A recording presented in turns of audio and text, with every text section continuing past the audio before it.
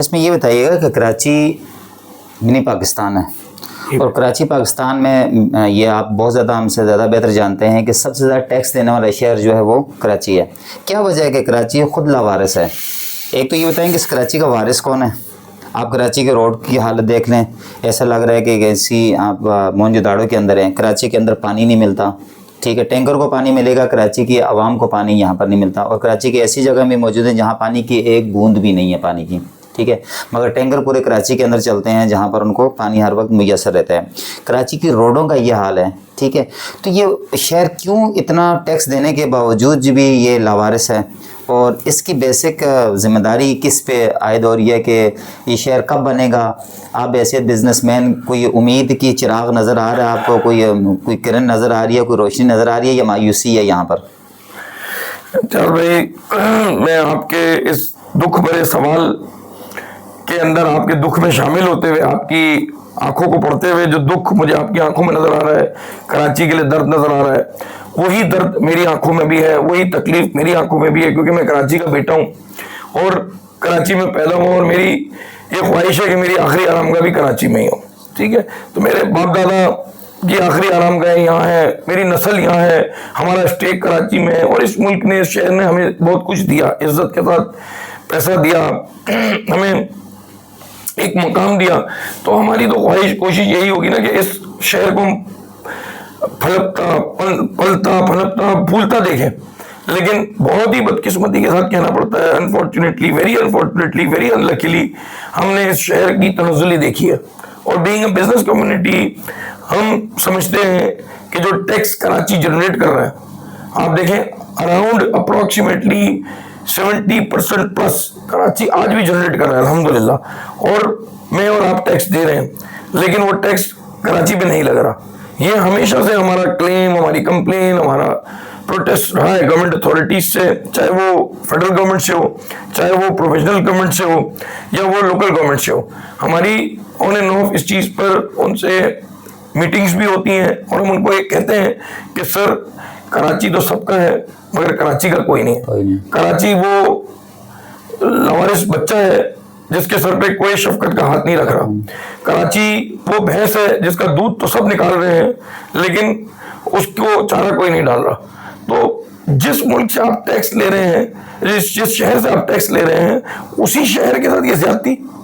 तो आपकी तकलीफ को मैं समझते हुए उसमें अपनी फीलिंग्स ऐड कर रहा हूँ कि देखें, आज हम लाहौर से ही कंपेयर करते हैं, हम दुबई से कंपेयर नहीं करते, हम यूरोप से कंपेयर नहीं करते, हम सिंगापुर से कंपेयर नहीं करते, जबकि मेरी तो इंटरनेशनल ट्रैवलिंग बहुत ज़्यादा है। तो मैंने दुनिया के कई मुल्कों में मैंने जाके मैंने डबल फिगर्स में दुनिया की कंट्रीज में मेरा विजिट हुआ है, इंक्लूडिंग यूरोप, यूएसए, सब जगह मैंने देखा। और मुझे बहुत अफसोस होता है कि हमारा मुल्क वैसे मतलब आप समझ लें कि जनरली हमारा मुल्क पूरा जो है वो पूरी दुनिया से कम 50 साल पीछे चल रहा है और स्पेशली कराची की बात करें तो 150 साल पीछे चल रहा है। तो ये जो जुल्म है वो कराची के साथ बहुत ज्यादा हो रहा है। 1960s में और 70s तक जो फॉरेनर थे, जो टूरिस्ट थे, वो कराची आते थे और कराची को रश की निगाह से देखते थे। और ये जो आज गल्फ के ममालिक हैं, जो आज लीड कर रहे हैं टूरिज्म में या अपनी जो उनकी आज की मॉडिफिकेशंस में, वो एडवांस जो उन्होंने कंस्ट्रक्शन की, किसी ने क्या की, मैंने इतने मुल्कों में गया हूं मैं, लेकिन मुझे अफसोस होता है कि वो लोग पहले रेगिस्तान थे, आज वो गुलिस्तान है और हम गुलिस्तान थे और हम रेगिस्तान बने।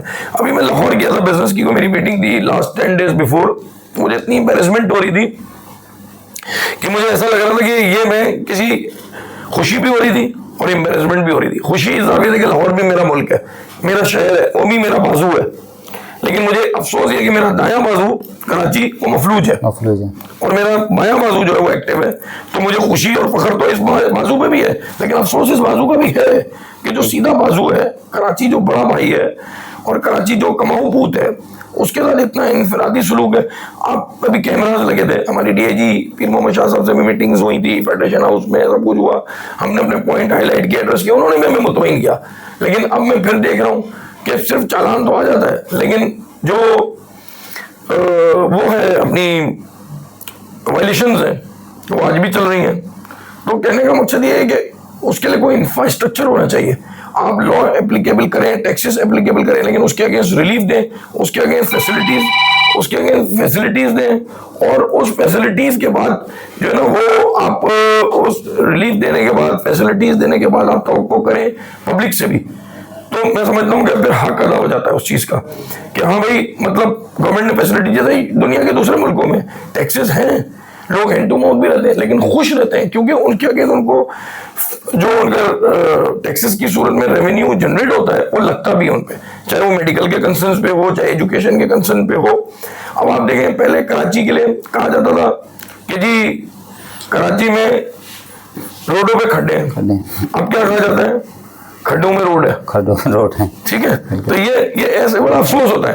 अभी मैंने लाहौर में, जैसे आपको कहा कि 10 दिन पहले मैं लाहौर में था, मैंने देखा वहां पे ज़ेब्रा क्रॉसिंग का भी ख्याल हो रहा है, वहां पे सिग्नल्स के ऊपर पेडिटेरियंस के लिए भी एसओपीज बनी हुई है, और जो व्हीकल्स हैं उनके लिए भी बनी हुई है। एक फोकस कैमरा जो कि प्रोजेक्टर है वो राउंड कर रहा होता है जब आपकी गाड़ी का स्टॉप का टाइम आएगा, और वही राउंड करेगा जब आपका पेडिटेरियन के लिए वो वॉक इन का टाइम आएगा। तो मेरा कहने का मकसद ये है कि वो अवामिल हैं कि जो कराची में नहीं है अनफॉर्चुनेटली। आप सिर्फ यूनिवर्सिटी रोड के ही हाल देख लें, तो वो किसी ने मज़ाहिया एक पोस्ट शेयर की थी जो मेरी नज़र से गुजरी, तो मुझे भी, मैं अपनी हंसी पे कंट्रोल नहीं कर सका कि उस पर किसी ने एड ऑन किया था। मैं पॉलिटिकल आदमी हूं, मैं पॉलिटिकल कोई डिस्कशन कर रहा हूँ, बट जस्ट फॉर जोकिंग एक बात कर रहा हूँ कि ट्रम्प साहब की एक तस्वीर लगाई थी और उन्होंने कहा कि ट्रम्प साहब ने ईरान के ऊपर बमबारी करने का जो दावा किया है वो एक्चुअल में तस्वीर यूनिवर्सिटी रोड की दिखाई है कि मैंने यहाँ पे बम गिराए और ये ईरान है। तो अल्लाह माफ करे, हमारा ये इमेज है और हमारी ये पूरी कंडीशन है भी कि हमारा एक मोटरसाइकिल सवार, आप बात करें लाखों की तादाद में कराची में मोटरसाइकिलें हैं, बेचारों के कमर के मोहरे हिल जाते हैं, किसी की बीवी बच्चे जो हैं वो डिसबैलेंस होकर गिर जाते हैं। तो इस तबके की बात करें ना, इसमें किसी का जहन नहीं है, सिर्फ वो मैं जो कि मतलब एक ग्राउंड का आदमी हूँ, अवामी, आप सियासी नुमाइंदा नहीं हो लेकिन अखलाकी तौर पे और मतलब आप समझ लें समाजी तौर पे मैं पब्लिक का नुमाइंदा हूँ, तो मैं ज़रूर उस पर बात करता हूँ, ज़रूर अपना दिल भी जलाता हूँ, अफसोस भी करता हूँ, अपनी आवाज़ भी उठाता हूँ।